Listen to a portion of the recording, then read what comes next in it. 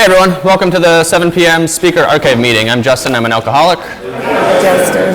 Let's start this meeting off with a moment of silence for the still suffering alcoholics inside and outside these walls. And the serenity prayer. God, grant me the serenity to accept the things I cannot change, the courage to change the things I can, and the wisdom to know the difference. We're also going to throw in here this set-aside prayer. God, today help me set aside everything I think I know about you, everything I think I know about myself, everything I think I know about others, and everything I think I know about my own recovery, so that I may have an open mind and a new experience with all these things. Please help me see the truth and also speak the truth. All right. If possible, check your cell phones, make sure they're silenced out of respect for your fellows and our speaker tonight. We're going to now pass the basket in honor of the 7th tradition, which states every AA group ought to be self-supporting, declining outside contributions. Today, $15 of this meeting will go towards the rent of this meeting space. The rest will go to District 17 to support the archives. All right, AA Preamble. Alcoholics Anonymous is a fellowship of people who share their experience, strength, and hope with each other, that they may solve their common problems and help others to recover from alcoholism. The only requirement for membership is a desire to stop drinking. There are no dues or fees for AA membership.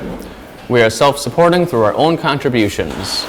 AA is not allied with any sect, denomination, politics, organization, or institution, does not wish to engage in any controversy, neither endorses nor opposes any cause.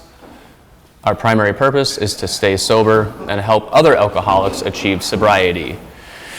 Welcome again to the Racine area archive speaker meeting, consistent with Alcoholics Anonymous General Service Archives mission. Our purpose is to document permanently the work of Alcoholics Anonymous, to make the history of this organization accessible to AA members and other researchers, and to provide a context for understanding AA's progression, principles, and traditions.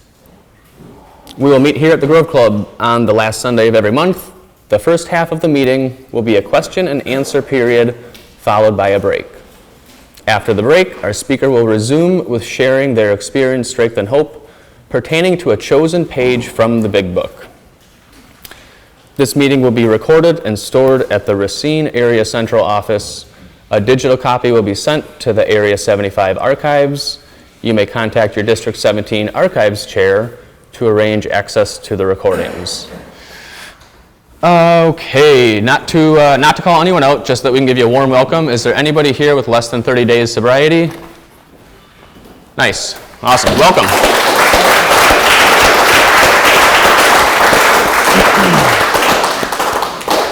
And then on the other end, is there anyone here with 15 years or more of sobriety?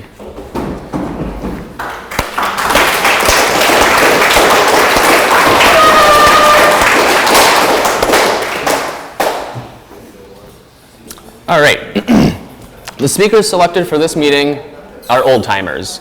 An old-timer is any member who has been continuously sober for a significant period of time. The definition of significant is open to interpretation and varies widely. For the sole purpose of this meeting, an old-timer is considered anyone with 20 years or more of sobriety. The old-timers' interviews serve as representation of the significant impact that long-term sobriety can have on our AA community. All right, I am super jacked to introduce our speaker, Marcia.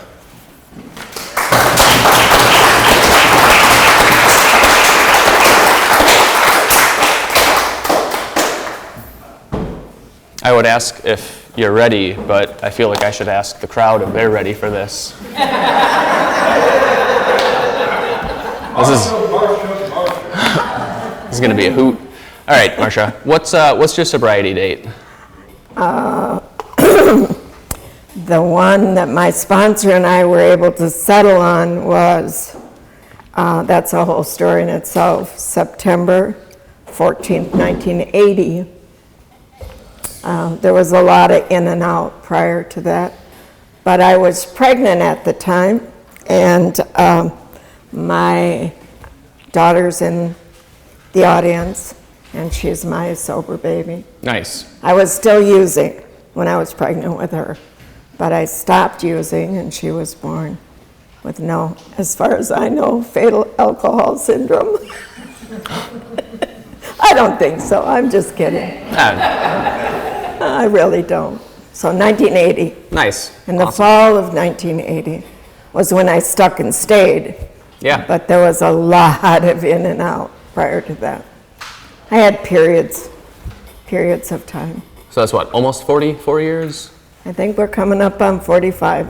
Oh, 45. Yeah. Okay. Hopefully, one day at a time. Yep. All right, question 2. Who was the president of the United States when you joined AA? Jimmy Carter. Jimmy Carter. I looked that up. I looked it up. I was not thinking about a president when I ended up in a chair. That was not my first thought. Yeah. Who was the president? Yeah. Question 3. When and where was your first contact with AA? Okay. My mother went into treatment, the only treatment facility in the Waukesha area, and I was introduced to the 12 steps. I thought it was really funny. She was very sick. She weighed 76 pounds when she went into that treatment center, and it was long-term treatment, by the way. And they kept taking her on walks, I thought, but she was really saying, well, I'm doing my 4th step. And I went, she's only taking 4 steps on her walk. And I went, this is really, really weird. But that was my first introduction to the 12-step program. I knew I was a compulsive overeater, so I worked a program in Overeaters Anonymous prior to, I'll fill you in on that later. Okay. But that's how we became familiar with the 12 steps. Yeah. Yeah. Question 4, can you describe what Alcoholics Anonymous was like back then compared to today? Oh my. It was a lot of men. They smoked a lot of cigarettes, and they drank a lot of coffee.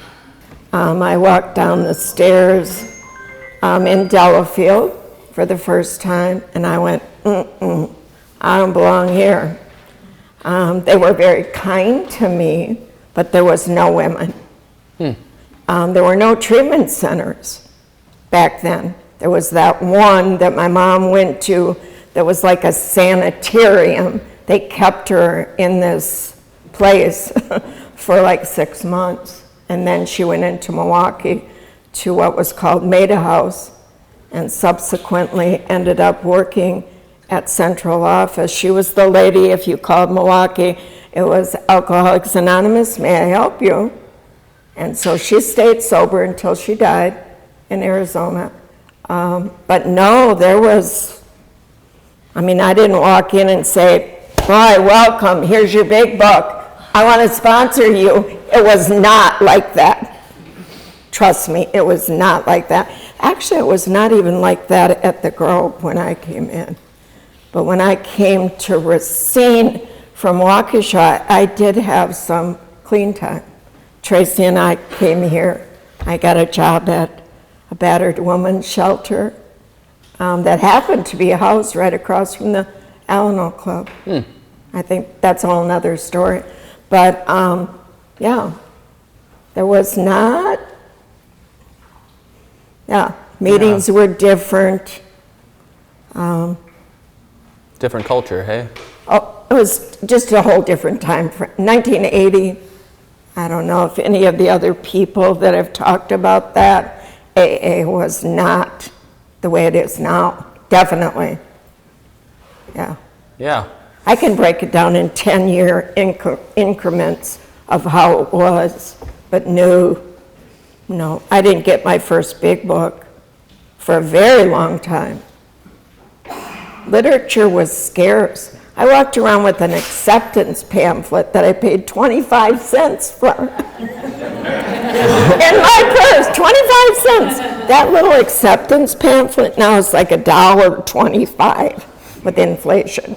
It must be printing costs. Yeah. No, we didn't have a central office. We had to go to Milwaukee for literature. Wow. Yeah. Yeah. Yeah, okay. Question 5. What were you like as a newcomer, and how do you think others would describe you when you were a newcomer? Okay. Let's clean this up a little bit. I was extremely male dependent.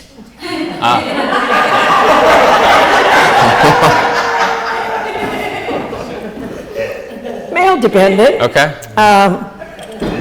Had a resting bitch voice. I didn't crack jokes. Wow. It was serious. My life was a mess, and you needed to kind of get it off of my shoulders, you know. I was a martyr. I was battered, and I played off of that. I was a martyr, and I got something out of the trip because I got people to feel sorry for me. Not only did I feel sorry for me, but I got others to feel sorry, especially the male population. Male dependent. I'm really trying to clean it up, folks.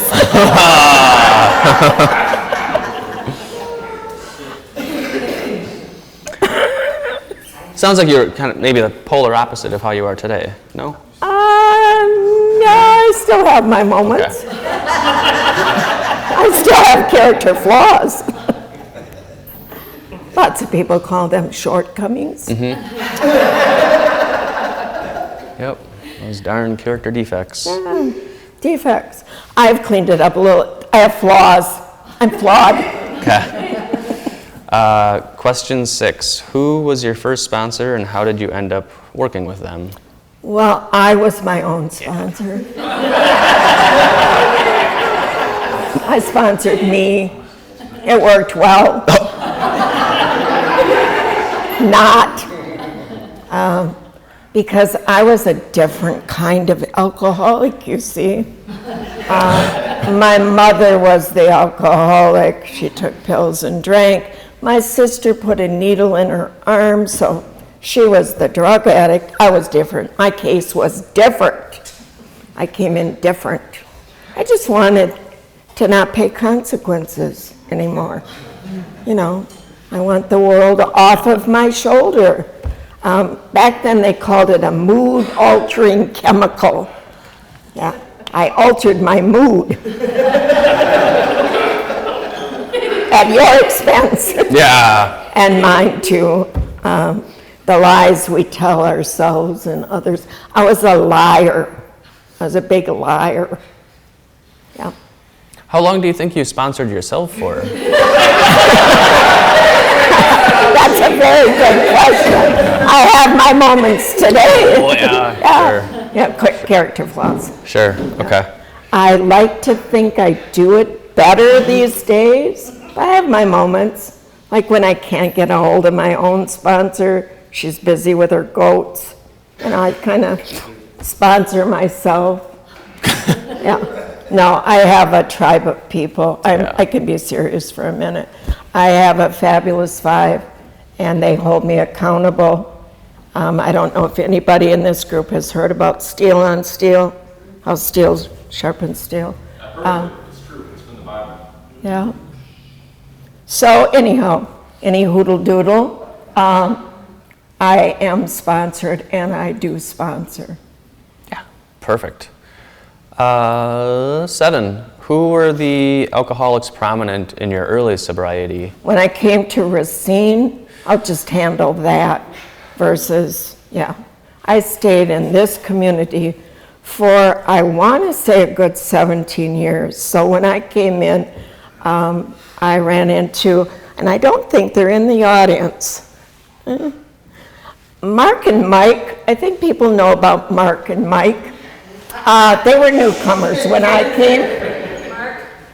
Yeah. He is right there. They were newcomers. Enough said. Okay. Enough said. I met Green Dick here. I met Red Haas. I met Kelly Hansen. I'll use their last names because they're no longer with us. Kelly was a newcomer. She came to Hearth Haven and she washed woodwork. Hearth Haven is another whole story. I'll probably get into it. I had a belief, and oh my goodness, Danny Bishop was here. He was my first contact when I walked in that side door. I was wearing a white jumpsuit because I was looking angelic. And I met Danny Bishop for the first time. We had many conversations about many things. The reason I met him is because I worked with his mother in Waukesha at a battered woman's shelter. And as his stepfather, a guy by the name of Wayne Summers, was my mother's counselor. So you see, we're all connected. We're all connected. I just happened to connect with the male-dependent part of the program. But I was connected. Sure. I was quite connected. So Green Dick, he would always say, Marcia, do you want a little wine with your cheese? Ouch. Yeah. And he sat over there, and he became my daughter's surrogate father type person. People like Doug, Kai, there was a whole group. You're taking me back. Nancy Majors was here when I came. It was a group of women. We got pretty close. We came to meetings here at 10 a.m. I was not working at the time. It was a good group. You keep saying male dependent. I think that that's probably kind of common. Like, I know for me, like, I probably rely more on the fellowship than I should, than like my own program. Like, I come to meetings sometimes just because I like to see the people and I want to, hang out with them, and there's a lot of role models. But yeah, probably pretty common, right, to have a little bit of codependency on the group. Did you just justify? I don't know. I'm just telling the truth. Just wondering if it's like common. I'm sure it's not uncommon, I would think. But we might be talking about two different things. Anyways. I could get clear. Yeah, I could, but we're in mixed company. And by the way, I learned how to be a lady here. No way. I did not come for character building. That was not my idea to show up at the Girls Club and build character. I know, right? Yeah. I still used profanity. I thought it was an attention-seeking behavior. I mean, I thought you always use the F word after you said something or before you said something. Now, I've changed that character flaw. I'm not saying it might not slip out here because, I'm not perfect. I'm not. Progress. I go to a Zoom meeting. I'll talk about Zoom a little bit. In Canada, a really cool group in Canada, and they, instead of saying progress, not perfection, they say it a different way, and I love it, progress. Progress, okay. We progress. Hopefully I progress from that spot. All right. I did not have a sense of humor. Everything was extremely serious when I came here. Yeah, that's serious stuff here. Yeah, you've changed. Change or be changed. Sure.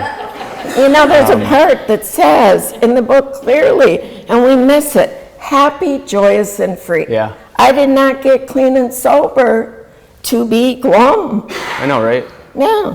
Yeah. So we spice it up now in a different way. Absolutely. I soon will be 78 years old, so yeah. 78, still kicking. Yeah. Hard. Question 8. Can you think of any AA catchphrases from back then that you don't hear anymore or don't hear as often? What did they mean? Wow.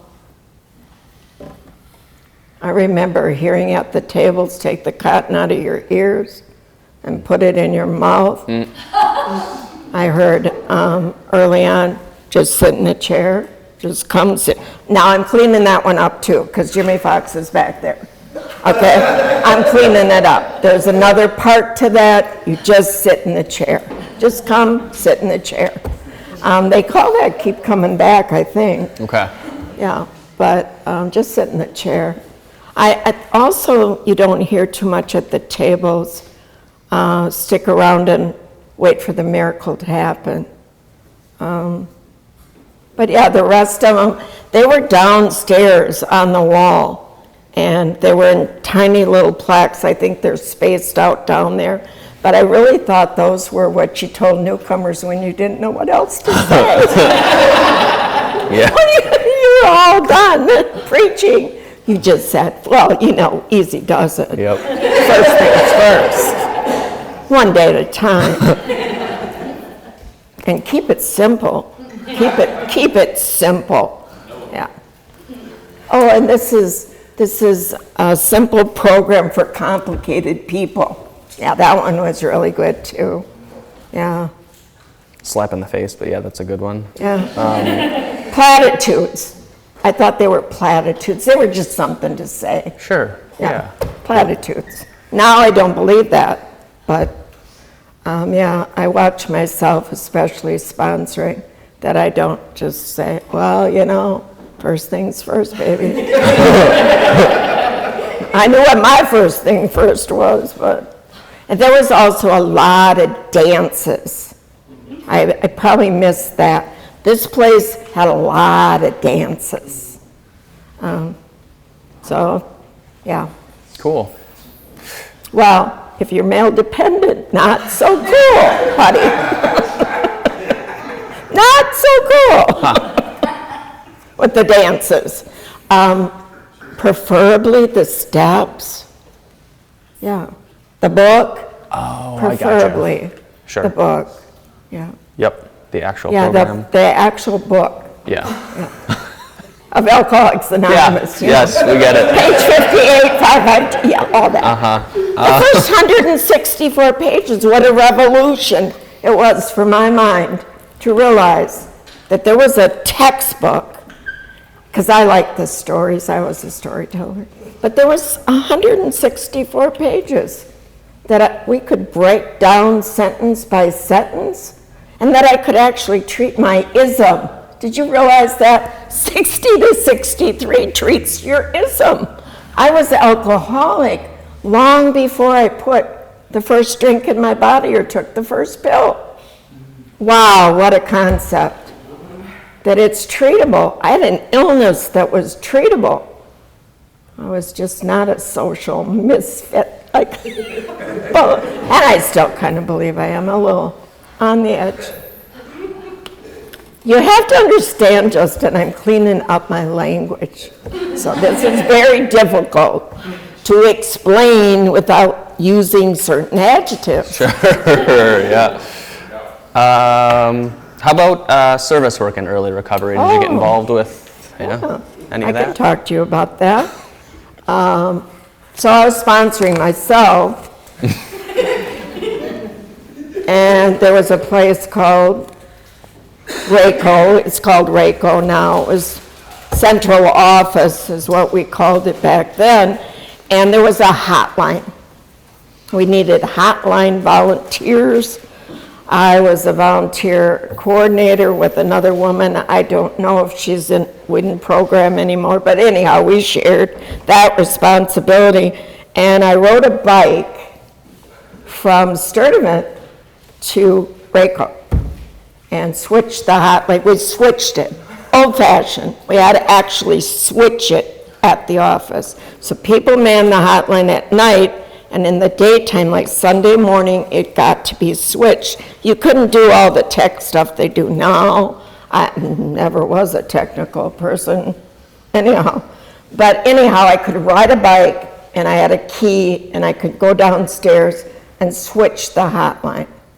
Now, volunteers don't always do what they volunteer for, so we had lots of gaps. So I spent some nights on the hotline myself. I came to the Grove making coffee. I made a lot of coffee, bought a lot of coffee at the Pig. The Pig was right over there, that big, coffee from the Pig. A pound of coffee with the proceeds from passing the basket that were always slim to none. But we bought coffee, and we cleaned ashtrays because everybody smoked here. They were really gross, dirty ashtrays. And that was my first service work in Racine. Yeah. Cool. I wish we could stay up here longer, but we are at break time.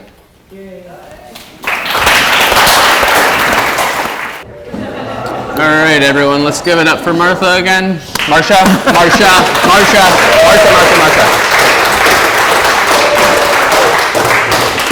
I do answer to Martha. I have a friend in Georgia who calls me Martha, and I call him George. His real name is Lyle Crocodile, so we'll reference a little Lyle. I was told I was supposed to bring something from the big book or something that I could speak to a newcomer, and we do have some newcomers out here, I believe. So anyhow, I'll read this and then I'll try to expand on it.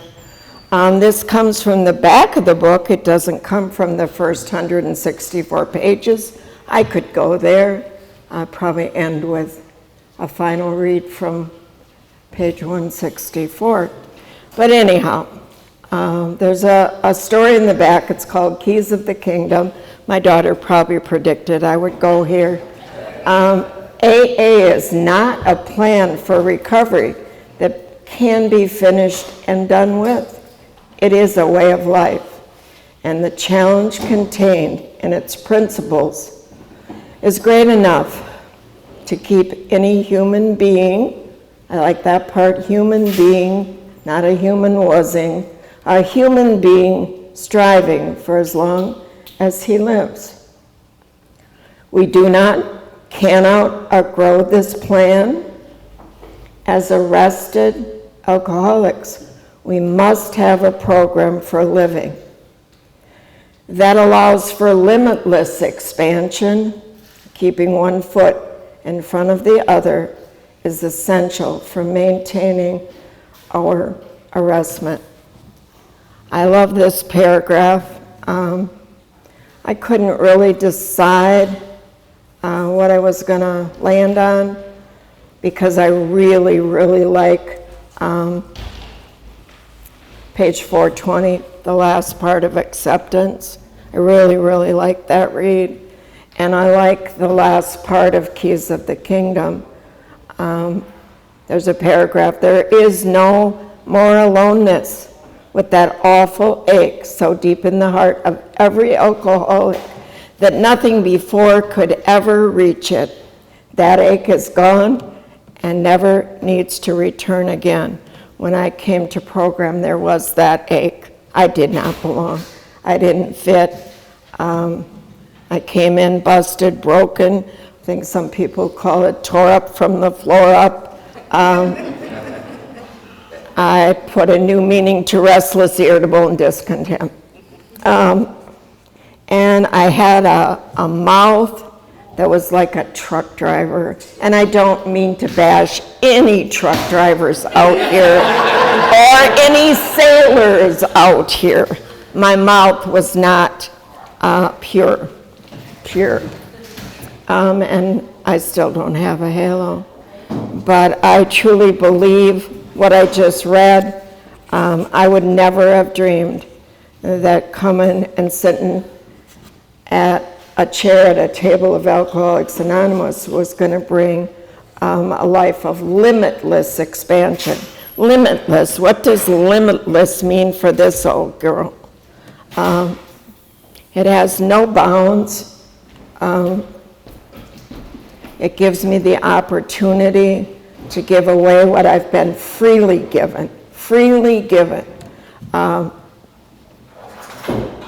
new kind of love and appreciation that I never knew I was capable of. And I've been given absolutely, I actually grew up in Alcoholics Anonymous. I've been given so much that it would take.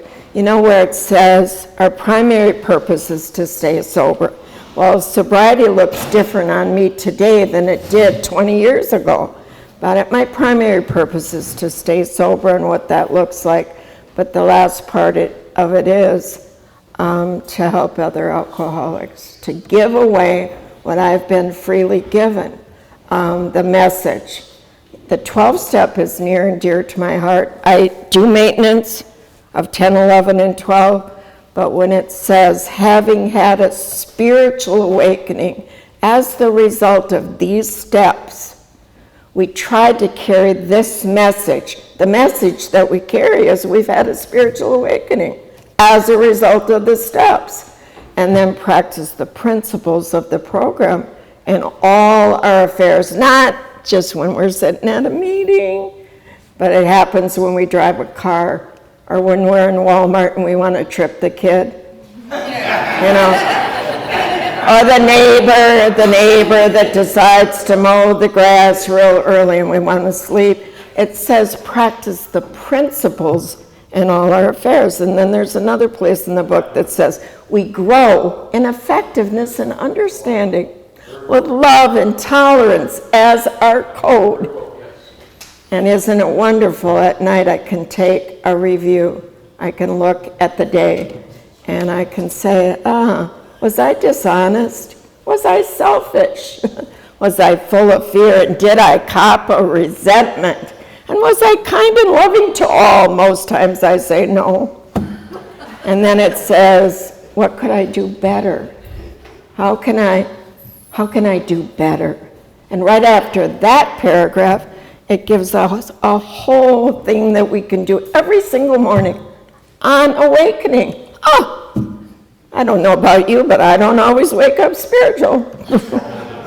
But it says, immediately, God, direct my thinking. I realized I have a thinking problem. My problem is me. I am powerless over me, and I make my life unmanageable by me. So there's a lot of, you stick around long enough, and this program works you. I can quote pages from this book, but when I take those pages that I quote and apply it to my life, an application from this textbook for living that allows for limitless expansion, and apply it to my life. Who am I today? Who am I? First of all, I'm an old lady and I don't curse anymore. By the grace of God and the fellowship, because I was entirely ready and I humbly asked for that shortcoming to be removed. And I spoke for the first time after making that deal at a club down in Fond du Lac. And there was a bald guy in the middle of the audience, and I focused in on him. And I watched his bald head, and every time I wanted to curse, I looked at his bald head, and I said, God, help me. And from that point on, I got to be really pissed off about something. Notice I used the word pissed off. Cleaned it up a little, to even use that word anymore.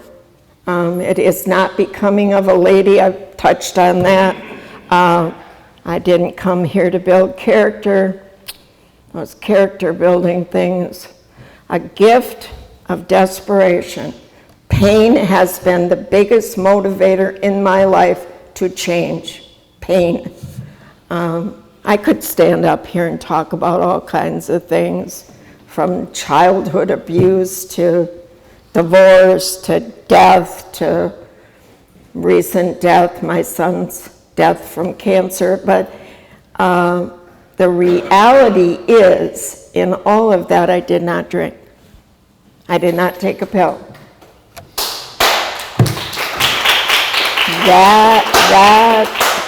That's the basis right there. I did not drink. I sat on the couch one evening not too long ago, and I rocked back and forth and prayed to this God of my understanding. That was another one of the questions Justin had. How do I pray? How do I meditate? I sat on the couch that night and said, God, if you help me make it through this night, we can do anything again together. So I wake up in the morning and I am glad to be alive. I wake up alive. I wake up sober and clean. And I thank God for that. That I get to do another day, whatever that day looks like. And then I say a simple prayer that says, here we go again. God drives this gal. We talk about it. I also am a Zoomer, in case anybody was interested. I do Zoom. And I really appreciate the fact that that avenue was open to me in the time of big struggles in my life. I got COVID 3 times. I probably should be home right now because I'm probably being exposed again. But what I'm saying is that Zoom and the people that were part of a 6 a.m. meeting when I really needed it, I met some unbelievable people from Racine. It was based here in Racine when that meeting was started. It's grown, it's changed, and now I go to a meeting. You'll love the name of this meeting on Zoom. You're gonna love it. It's called Good Morning Resentments. And it's based out of Canada, and these people are wonderful, and I hope to see some of them. Zoom has saved my life. It's a deal where I can go to a meeting every single morning at 6 a.m. Who does that? I do. I do. Heck yeah, I do. And the Good Morning Resentment meeting ends with a reading from page 552 about the resentment prayer and what we can do. And that's pretty super cool for me, that these people use the Big Book of Alcoholics Anonymous as a textbook. I could talk long about the steps and how they changed my life, but I think it's more important for me to talk about people, the love. Love lives here. We got a guy in our meeting that talks about that. Love lives here. My love was twisted. I said I hated people that I really did love, and I used a lot of the hate word, despise. I cleaned it up. It was I despised. Yeah. Well, I don't do that today. To the best of my ability, there's a spark in all of us, and there's nothing more rewarding than seeing a person come into the rooms, sit at the tables, and get kidnapped by a power greater than themselves, and light up like a Christmas tree, and be on fire in the program of Alcoholics Anonymous. I like to think I catch on fire. I didn't. There were dry periods. Oh my goodness, we're not going to talk about the dry period. Light a match and I could have gone up in flames. Lots of times that I was dry in program, but I'm not today. That's why I like the set-aside prayer. I asked Justin to read it. Yeah, to set aside everything I think I know about this program, about you people, about the God of my understanding, about me, and come to this as a brand new experience every single day. If I can come to this deal, let's call it a deal, as a brand new experience, the learning and the growing and the changing can occur. I am very, very proud to be a member of Alcoholics Anonymous. And there's a place beyond grateful.